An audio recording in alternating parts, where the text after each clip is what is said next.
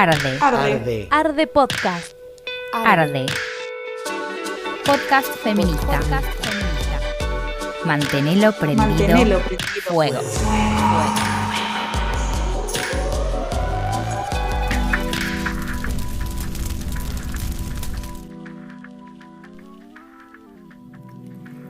Arde es un podcast que realizamos compañeros de la organización política Abriendo Caminos en colaboración con Compas Amigues. Para que este aislamiento sea solo físico, te proponemos una serie de charlas para estar actives y esquivar así el individualismo del encierro. Acompañanos, difundí, discutí estas ideas con nosotros y seguí aportando al intercambio colectivo. Mantengamos prendido el fuego.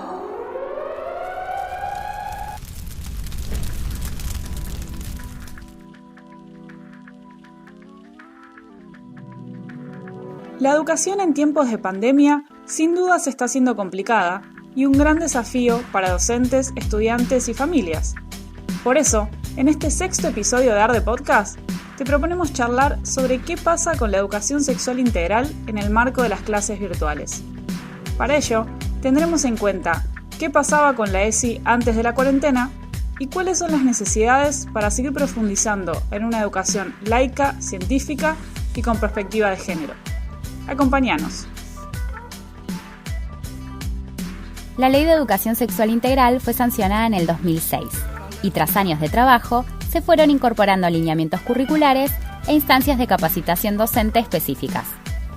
Es integral porque establece que la educación sexual contempla y articula las dimensiones biológica, psicológica, social, afectiva, espiritual y ética de las personas de forma congruente con un enfoque de derechos humanos. La ESI, a su vez, se plantea como transversal y obligatoria para todos los establecimientos educativos, tanto públicos como privados. Todo esto, sin dudas, resultó un avance importantísimo. Sin embargo, sabemos lo que cuesta en distintos contextos que la ESI sea una realidad. Existen resistencias desde las propias instituciones educativas, desde las familias, desde las iglesias. Otras veces hay muchas intenciones, pero pocas capacitaciones y acceso a la información. Y en gran parte de los casos se limita a una formación básica sobre anticoncepción en alguna clase aislada de biología.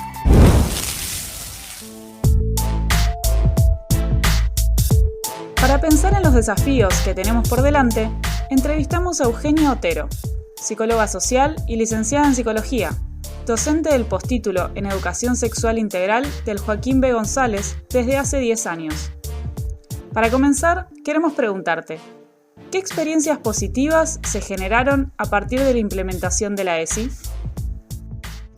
Cuando abrimos la puerta de la ESI en el aula, lo que aparece también son algunas situaciones que están ligadas a profundos padecimientos que tienen que ver con que los pibes y las pibas sufren violencias, abusos, discriminaciones por orientación sexual, por identidad de género, sufrimientos por embarazos no intencionales, y esto lo que termina sucediendo es que las y los docentes, en principio se encuentran y generan espacios con otros y con otras para poder pensar estas situaciones, pero también muchas veces redes con las comunidades y con las organizaciones y con otras personas y instituciones del barrio y de la comunidad que terminan siendo garantes y cuidadoras de los pibes y las pibas. Esto me parece como súper positivo en relación a las cosas que genera la educación sexual integral, ¿no? Sabemos que en el 2018 se intentó realizar una actualización de la ley para incluir conceptos o temas que quizás no se discutían cuando fue sancionada. En ese sentido, ¿podrías contarnos, a tu parecer, qué elementos son necesarios modificar o incluir? En relación a la ley, la verdad es que la ley es una ley buena. Hay modificaciones que se habían propuesto con las que acordamos desde el postítulo. Una es claramente la reforma del artículo 5, que lo que planteaba es que cada comunidad educativa debería poder adaptar la implementación de la ESI en su institución de acuerdo al ideario institucional, dice el artículo 5, y a las convicciones de sus miembros. Eso muchas veces resulta un obstáculo, pero bueno, no es lo único. Después había modificaciones que se proponían que tenían que ver con incluir algunas cuestiones que surgieron después de la sanción de la ley, como derechos nuevos y el fallo FAL, por ejemplo, como dejar algunas cosas claras en relación a la interrupción legal del embarazo. Desde el postítulo del Joaquín B. González, ¿qué enfoque entienden que debe tener la formación en ESI? El postítulo tiene algunos pilares fundamentales para formar especialistas. Por un lado, una perspectiva de género que entendemos debe estar siempre ligada a la perspectiva de diversidades. Por otra parte, un enfoque de derechos, trabajando muy especialmente los derechos sexuales y los derechos reproductivos, recogiendo y retomando la experiencia de un montón de equipos de salud que vienen desde hace muchos años garantizando derechos, incluido por supuesto el derecho a la interrupción del embarazo. Otro de los pilares fundamentales del postítulo, y que es algo que nuestras egresadas y egresados valoran y agradecen, es la psicología social, ¿no? Y la psicología social, su concepción del mundo, su concepción de salud, y también las herramientas que nos da para poder trabajar y abordar la educación sexual integral en el aula en relación al trabajo también con otras personas, sus vínculos y sus grupos. Después también retomamos muchísimo la tarea de la educación popular y hay algo que nos parece que no puede faltar nunca en el proceso de formación de un especialista en ESI, y es el tema del trabajo sobre una misma y sobre uno mismo, ¿no? El tema de poder trabajar y trabajarse en relación a lo que nos han enseñado sobre cómo debemos ser las mujeres, cómo deben ser los varones y cómo deben ser nuestras sexualidades. ¿Cuáles son los principales obstáculos para la implementación de la educación sexual integral? Hay un montón de obstáculos que impiden la implementación plena de la ley. Por un lado, hay resistencias institucionales, resistencias individuales, pero entiendo también que muchas de estas cosas tienen que ver con la formación docente. Desde el postítulo hace muchos años que venimos pensando en esto y lo que pensamos es que el gran cuello de botella de la implementación de la ley tiene que ver justamente con la formación docente, porque las y los docentes se sienten sin instrumentos, se sienten con temor a abordar los contenidos de la educación sexual integral con los pibes y las pibas. Especialmente porque también sabemos que cuando empezamos a trabajar la educación sexual integral hay un montón de situaciones que irrumpen en el aula y a las que hay que dar respuesta, ¿no? Y cuando nos sentimos sin instrumentos que tienen que ver con el adquirir conocimientos y con el tener información, pero también con una actitud y un trabajo en relación a las propias matrices de aprendizaje que nos parece que son necesarias para poder trabajar la educación sexual con las chicas y los chicos. Por último, ¿qué medidas crees que son necesarias para que la implementación de la ESI sea mayor? Me parece que lo más importante sería poder garantizar que el Estado cumpla con la responsabilidad que le toca en relación a la formación de docentes, ¿no? Me parece que si esto sucediera y el Estado pudiera cumplir esta obligación que tiene de formar a las y los docentes para poder implementar la ESI, la verdad es que la implementación de la ley avanzaría en todo el país y en todos los niveles. Hay secretos chiquititos que te invitan a jugar, y hay secretos tan enormes que te vienen a asustar. Hay secretos livianitos que te llevan a volar, y hay secretos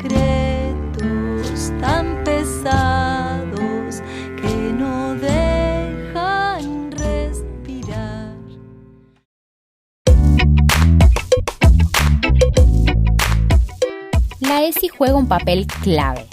Entre otros temas, habilita a charlar, a ponerle palabras a nuestras emociones y, sobre todo, permite a niñas y adolescentes pedir ayuda en caso de estar atravesando alguna situación de violencia. En plena virtualización de la educación, ¿qué pasa con esos espacios? Para responder esta pregunta, dialogamos con Natalia Álvarez, docente de Historia en colegios e institutos terciarios de la provincia de Chubut. ¿Cómo están llevando los contenidos de ESI en este contexto?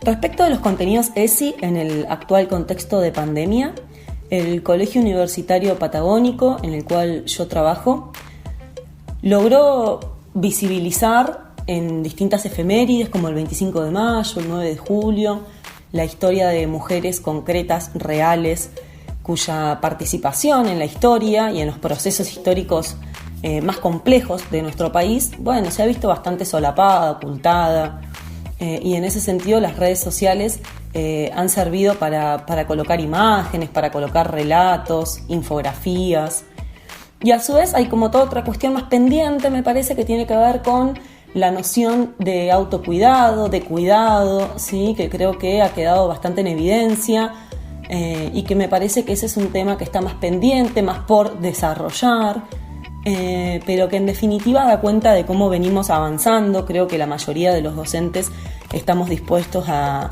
seguir renovando la agenda de la ESI.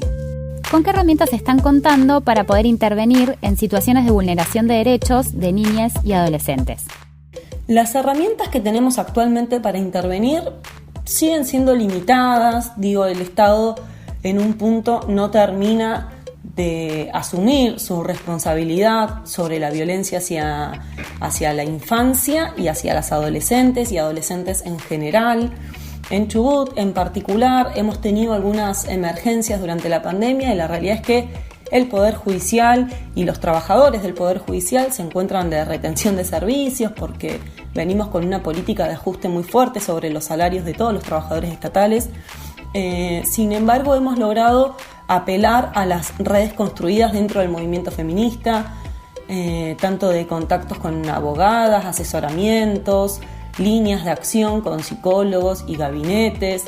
De alguna manera, lo que nos permite afrontar estas realidades complejas, donde los docentes tenemos que dar respuestas, es el mismo desarrollo que tuvo el movimiento. Es decir, creo que las mujeres hemos logrado construir distintos espacios de contención y redes de acción más allá del Estado, pero que no quita la responsabilidad del Estado en esta situación. Como docentes, ¿cuáles son sus demandas para afrontar la enseñanza de la ESI en cuarentena? Creo que las demandas actuales de los docentes son muy distintas y me parece que tienen que ver con las trayectorias y con las biografías con las que portamos. En definitiva, muchos docentes apelan no tener herramientas, capacitaciones para poder intervenir. Otros docentes demandan una suerte de renovación de la ESI que en algunos aspectos sigue teniendo un enfoque binario. Me parece que los adolescentes ahí marcan un poco la agenda de discusión cuando plantean la heteronorma como un factor de riesgo, cuando plantean las posibilidades que tienen dentro de la escuela de expresar esas disidencias. Antes de la pandemia veníamos teniendo discusiones respecto de los usos del baño, respecto de la organización de campamentos, por ejemplo, de algunas situaciones en educación física, que, los estudiantes, tienen una mirada muy clara, tienen una construcción propia y tienen un deseo de habitar el mundo que es muy claro y que tiene que ver con la libertad. Creo que los docentes tenemos ese desafío y esa demanda, ¿no?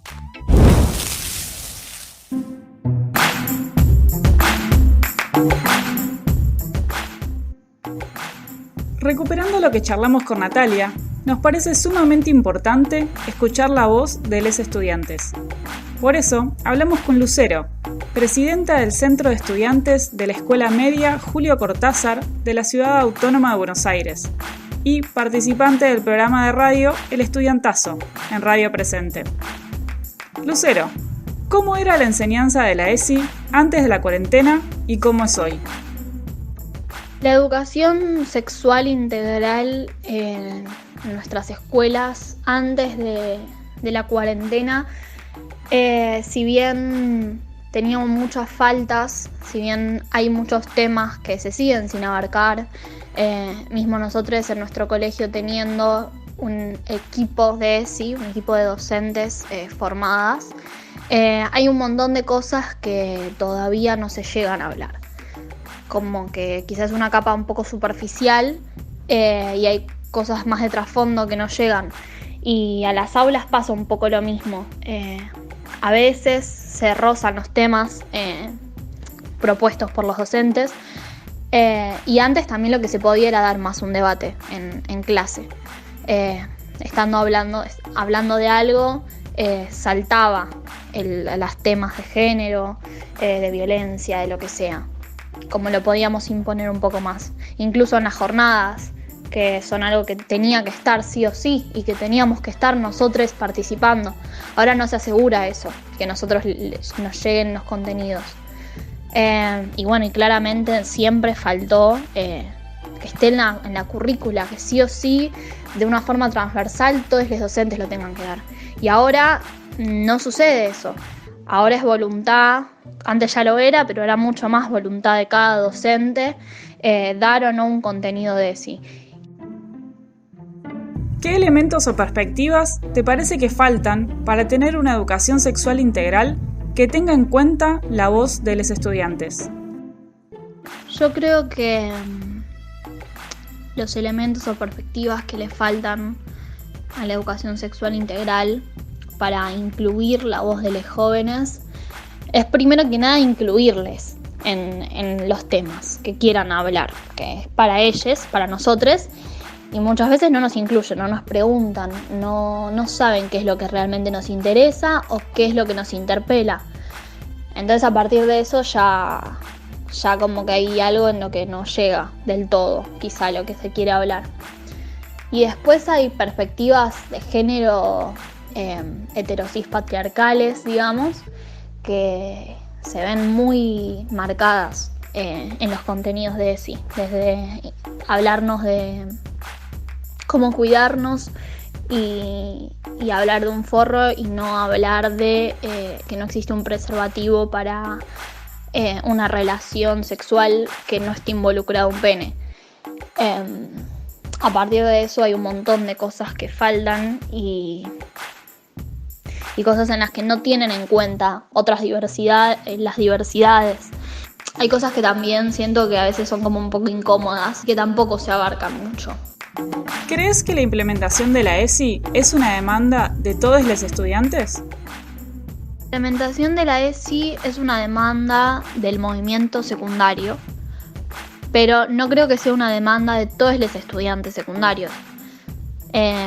¿Qué quiero decir con esto? Que la militancia secundaria la lleva como bandera la ESI, pero todos los estudiantes no, claramente. Hay situaciones, hay realidades, hay contextos completamente diferentes dentro de todos los estudiantes de la capital. Solo de la capital, no pensemos a nivel país, o sea, solo pensando en esta pequeña porción vemos colegios totalmente diferentes, con ideologías diferentes, con formas diferentes de enseñar y con posibilidades diferentes también. Entonces no creo que todos los estudiantes sepan la importancia de la ESI como para reclamarla. ¿Qué experiencias de organización y de lucha por la implementación de la ESI desarrollaron ustedes en tu escuela? La derriba de los códigos de vestimenta que justamente nos oprimen, que hablan sobre estereotipos de género, que hablan de opresión, y la organización en los pollerazos, que es algo increíble. La vemos, no sé, en las tomas de los colegios por el aborto legal, en la conciencia que nosotros mismos generamos hacia nosotros mismos con diversos temas. Muchas veces las vemos en situaciones un poco más complejas, como casos de abuso, de violaciones en las que nos tenemos que organizar entre nosotros para ver qué hacemos al respecto.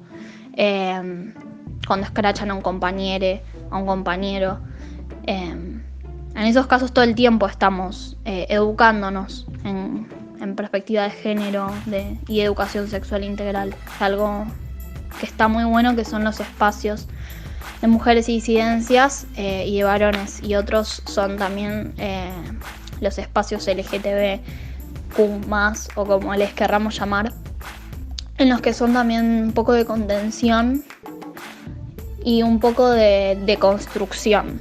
Y esos espacios así entre nosotros para charlar, para debatir y para lo que sea, son creo que los que más nos nutren a veces. Para cerrar, Lucero nos comparte esta reflexión.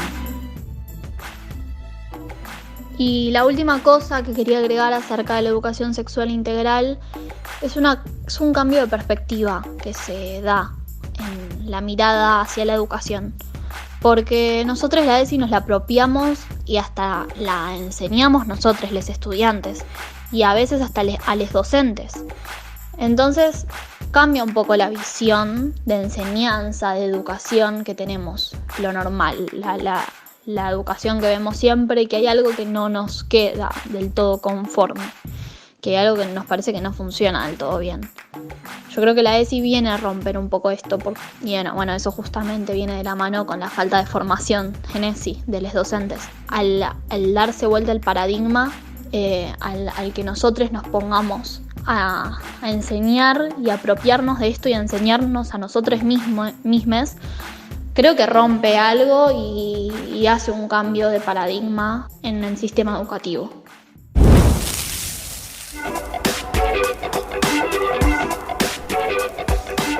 La capacitación docente y la implementación real de la educación sexual integral en todas las instituciones educativas son derechos que deben ser garantizados por el Estado. Por eso, contanos qué te pareció este capítulo. Escuchá el próximo episodio sobre niñeces en tiempos de cuarentena y sigamos en contacto. El rol activo de estudiantes y docentes es clave para que los contenidos de ESI no queden abandonados en un cajón. Queremos que nos cuentes, ¿qué significa para vos estudiar o enseñar ESI? Mantengamos prendido el fuego. Arde. Seguinos en Anchor, iVoox y Spotify. Los episodios salen quincenalmente. Unite a nuestro canal de Telegram para enterarte de las novedades. Encontranos como @ardepodcast. Y en Twitter, Instagram y Facebook como Abriendo Caminos.